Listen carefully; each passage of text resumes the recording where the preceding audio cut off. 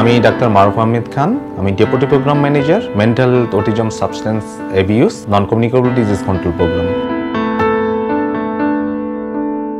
Autism কোনো রোগ নয়, এটি মস্তিষ্কের বিকাশজনিত সমস্যা, যার ফলে শিশু অন্যের সাথে যোগাযোগ কিংবা সামাজিক সম্পর্ক স্থাপন করতে পারে না।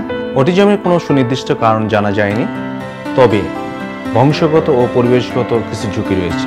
মা বাবার অধিক বয়সে সন্তান গ্রহণ, গর্ভাবস্থায় মায়ের অসুস্থতা, স্বাভাবিক সময়ের পূর্বেই সন্তানের জন্মগ্রহণ অটিজমের ঝুঁকি বৃদ্ধি করে।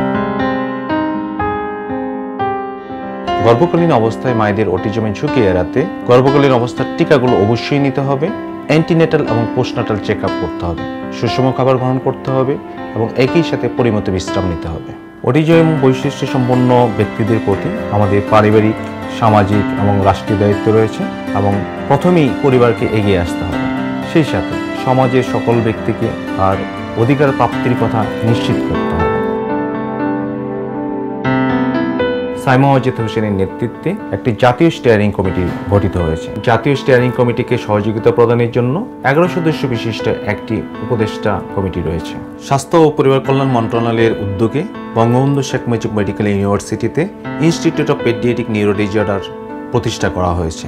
এছাড়াও জেলা সদর হসপিটাল ও বিভিন্ন মেডিকেল কলেজে 25টি শিশু বিকাশ কেন্দ্র স্থাপন করা হয়েছে।